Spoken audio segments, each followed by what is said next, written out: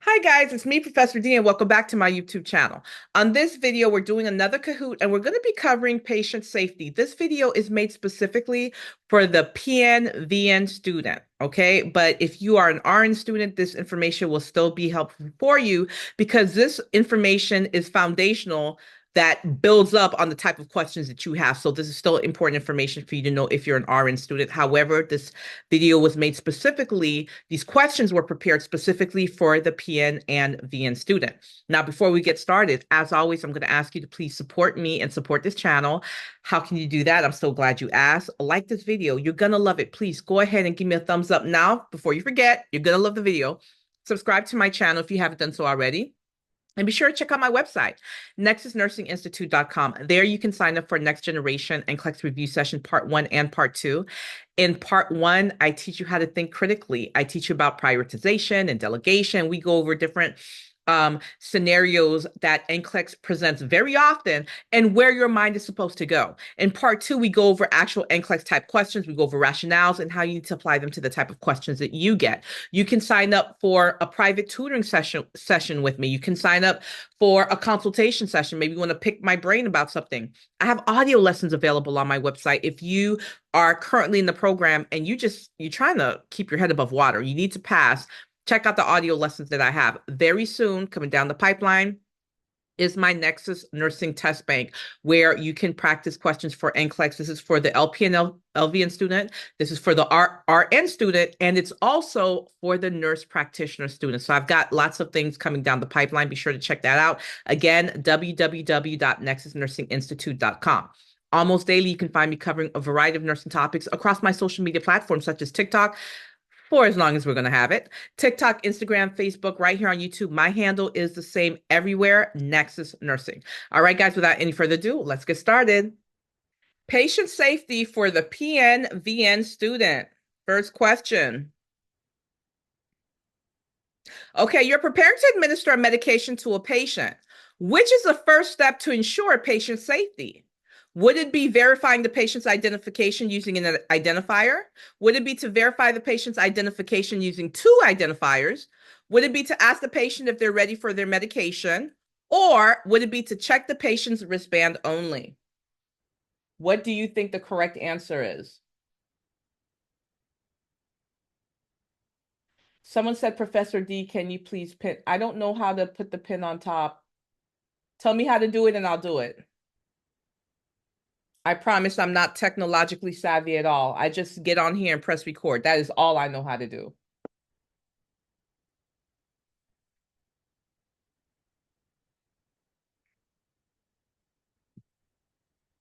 Very good.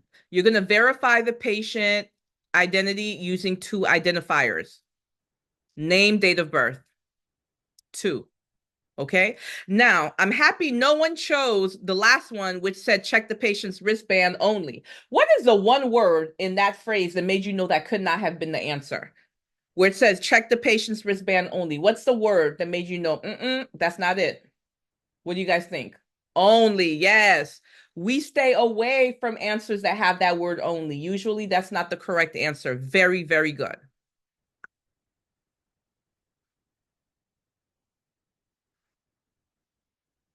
Which of the following actions demonstrates proper use of PPE? Donning gloves before entering the patient's room, removing gloves and washing hands after contact with the patient, wearing the same PPE for multiple patients in the same unit, or skipping hand hygiene if gloves are worn. Which of the following actions demonstrate proper use of PPE?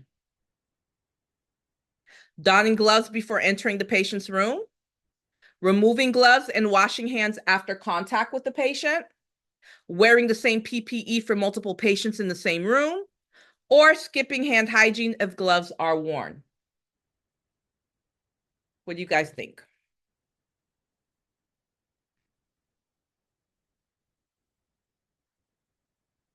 Very good. Removing gloves and washing hands after contact with the patient. 4 of you guys went with donning gloves before entering the patient's room. Absolutely not. You put on gloves when you are about to go into contact with a patient's bodily fluids. If you're going into contact with their urine, with their saliva, with their blood, with their vomitus, with their feces, right? So why would you put on gloves and you're not even in that patient's room yet? No. Next, it says wearing the same PPE for multiple patients in the same unit. Two of you chose that. That is nasty. So you're going to wear the same gloves for the patient that you just cleaned up their boo-boo. You're going to wear those same gloves and administer a mouth care, oral hygiene to another patient?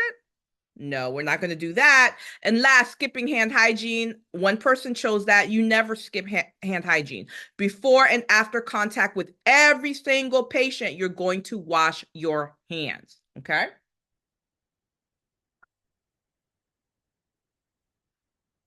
True or false?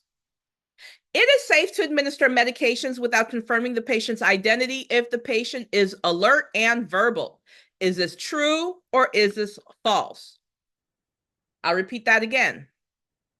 It is safe to administer medications without confirming the patient's identity if the patient is alert and verbal.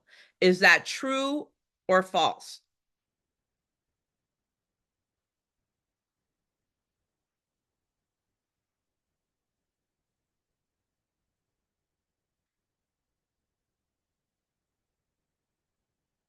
False. Very good. Everyone got that right. Just because they're awake and they can speak doesn't mean that we're not going to confirm their identity, right? Very good.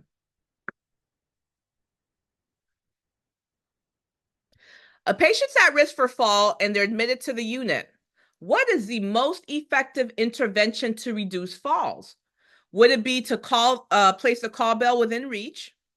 Would it be to apply restraints to prevent mobility? Would it be to teach the patient how to ambulate safely? Or would it be to remove all bedside equipment? Again, a patient is at risk for falls and they're admitted to your unit. What is the most effective intervention to reduce fall risk? Would it be to place a call bell within reach? Would it be to apply restraints to prevent mobility? Would it be to teach the patient how to ambulate safely? Or would it be to remove all bedside equipment?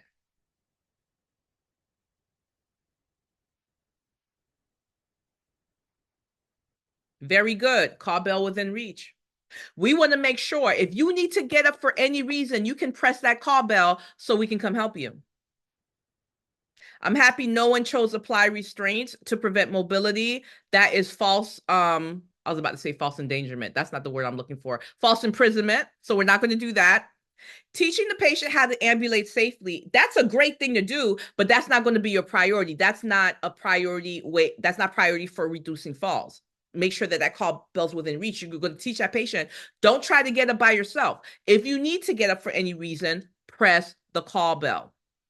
And nobody chose remove all bedside equipment. Very good.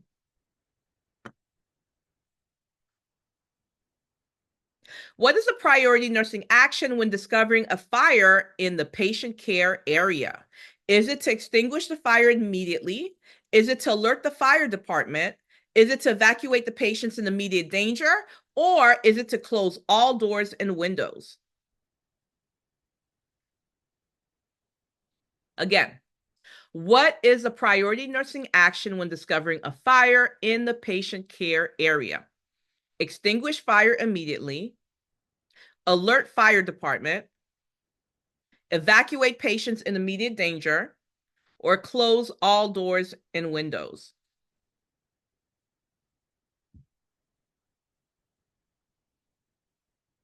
Very good, Coco.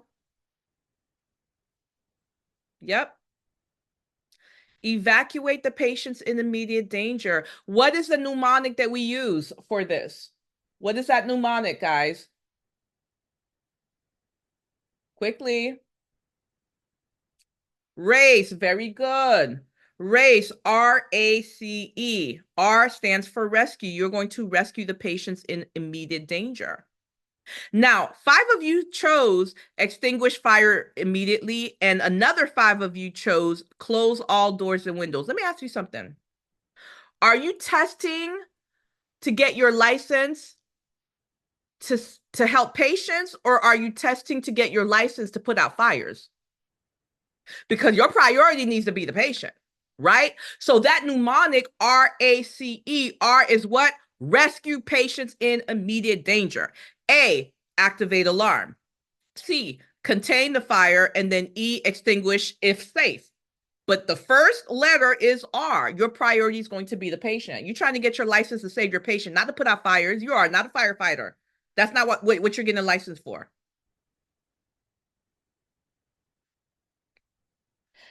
Lafayette says all these questions are easy. I wish NCLEX could be this easy. I wish it could be too. It absolutely is not. These questions are the foundations of what you need to know to answer NCLEX type questions. I don't have enough characters on Kahoot to ask the questions the way NCLEX would ask the questions. However, the videos that are released every Sunday at 1 p.m. Eastern Standard Time, those questions are worded more the way NCLEX would word those questions because I don't have any character limitations.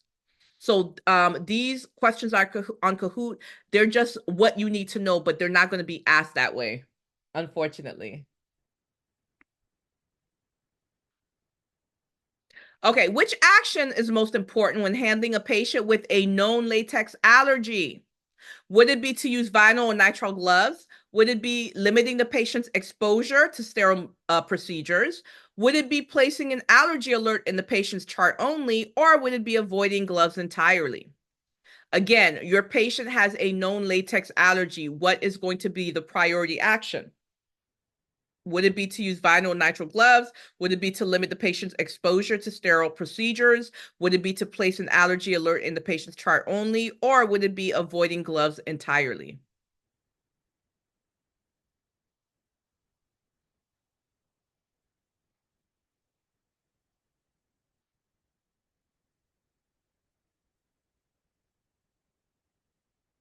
Very good.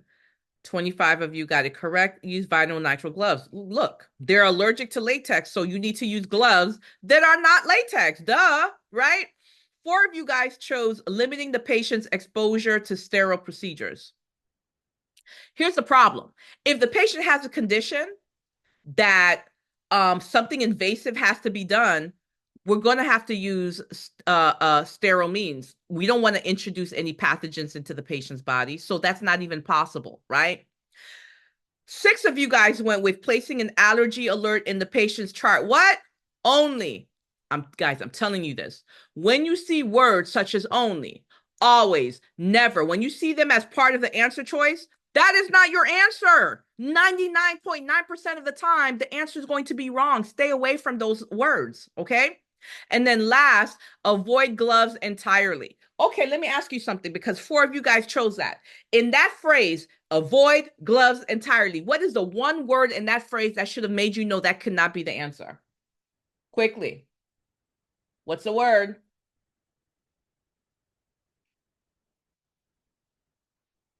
Come on, guys. Entirely. Thank you. Entirely, completely, only, always, never. Stay away from them. Those are what's known as all inclusives. There's always an exception to the rule. Stay away from all inclusive type of answers. Now, before we move on to the next slide, something else that you absolutely need to know, NCLEX expects you, not only NCLEX, actually NCLEX, HESI, ATI, all 3 of them expect you to know what type of foods you would expect not to give to your patient if they had a latex allergy, because there's a certain protein in latex that's found in certain foods that there's a cross sensitivity. You need to know those foods. You need to know that entire list. Bananas, kiwi, avocado, chestnuts. Make sure you know those foods, okay? Don't say I didn't warn you. True or false? Bed alarms are an effective tool for preventing falls in high-risk patients. Is this true or is this false?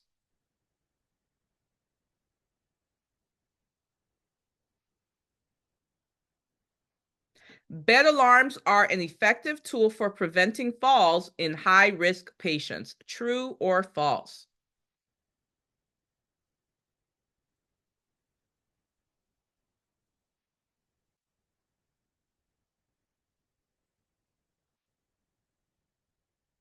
True. That patient tries to get out of bed, the alarm goes off, and you can rush to get to them before they fall. True. Very effective. When performing hourly rounding, what is a nurse's top priority? Would it be to assess the patient's pain level? Would it be to ensure the patient's safety and environment? Would it be to assess the patient's vital signs and lab values? Or would it be to offer the patient water? Again, you're the nurse, you're performing rounds. What would be your top priority? Would it be to assess your patient's pain level? Would it be to ensure your patient's safety and environment? Would it be to assess your patient's vital signs and lab values? Or would it be to offer your patient water?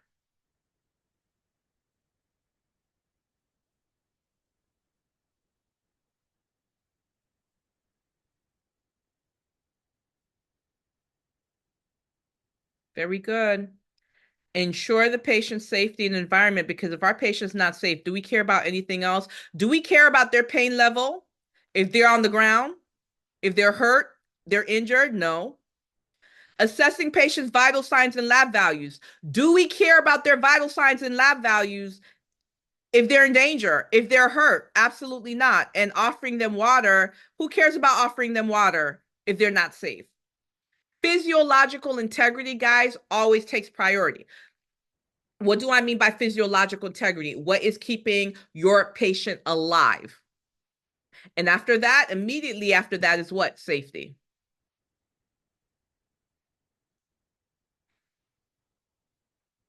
What is the primary reason for using side rails on a patient's bed? Would it be to prevent the patient from leaving the bed? Would it be to provide support for repositioning? Would it be to ensure patient comfort?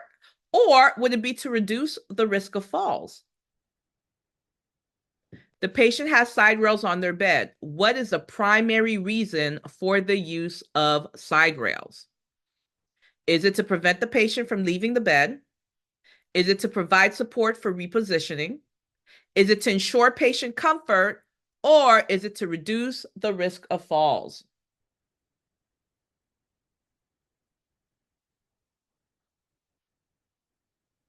By now, you guys are seeing a common theme, right? Everyone should have chosen to reduce risk of falls. 4 people went with what? Let me see. To provide support. That's not the primary reason. Now, we see it in real life all the time. They'll use it for support when the patient is being repositioned, but that's not the primary reason that we have side rails. It's to keep them in the bed and off the floor. It's to keep them from falling. You guys are funny. All right. Place the following steps in the correct order for performing hand hygiene using soap and water. So the first part is you're going to wet the hands with water. That's the first thing. What are the next steps after that? Here are your options. Rinse hands thoroughly under running water, apply soap, turn off the faucet using a paper towel, and dry hands with a clean paper towel. So we're talking about hand hygiene. If you are in the Kahoot right now, just take your mouse and move the answers and put in the correct order. If you're in the live, just type in your answer on the live.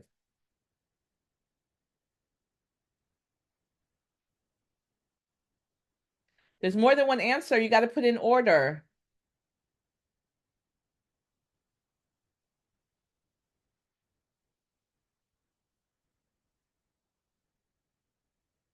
The pin is 475-8938. 475-8938.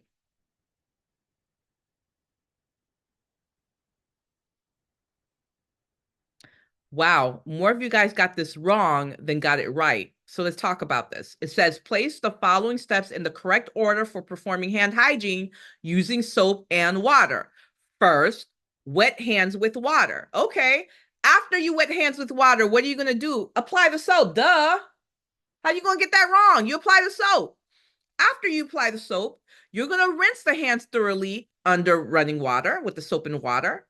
After that, you're going to dry your hands with a clean paper towel. And then you're going to take that clean paper towel and you're going to turn off the faucet.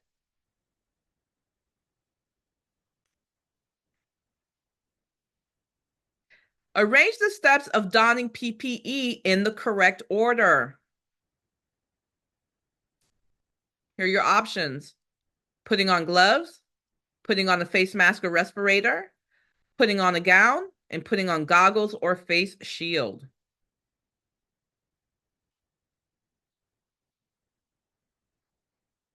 And just looking at the picture, you should know two things. One thing goes before the other. Just looking at the photo. NCLEX expects you to know how to don and doff PPE. Here are your options. Put on gloves, put on face mask or respirator, put on gown, put on goggles or face shield.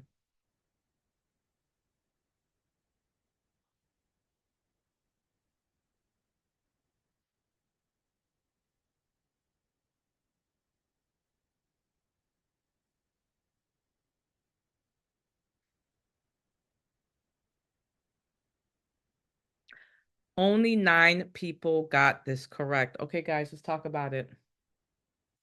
You're going to put on your gown. You want to protect your clothing. Then you're going to put on your mask, your respirator, your eye protection, your gloves. Why gloves last? You want to prevent contamination. In the photo, you saw that the goggles were over. Well, I didn't even have the other part on, but still. Gown, glove. Yes. How you ran out of time? I gave you a whole minute. Guys, make sure you go back and review this. Make sure you know how to put on PPE and take off PPE.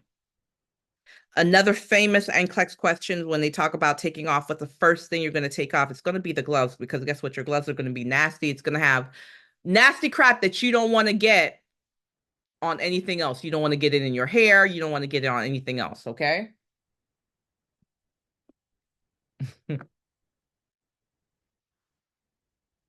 Last question. What is the best way to prevent the spread of infection in a healthcare setting? Everyone should get this right. Here are your options. Wear gloves for all patient interactions, practicing hand hygiene before and after patient contact, using antimicrobial soap for every hand wash, or placing all patients in isolation.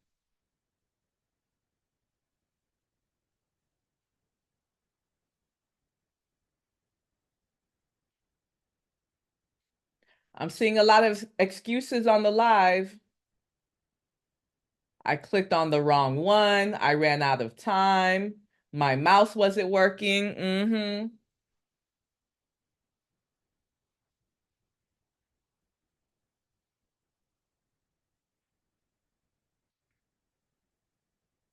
Very good. Practicing hand hygiene. The number one way to stop the spread, stop the transmission of infection is hand hygiene. That is the number one way. Hand hygiene before and after contact with every single patient. And that is it for this Kahoot, guys. Uh, lots more questions for patient safety. Again, I couldn't word these questions the way NCLEX words them, but the foundation of what you need to know, every single slide that I did in this Kahoot has been seen on NCLEX. These are things that you're expected to know. The questions are worded differently, but what they're trying to pull out of you is exactly what we went over.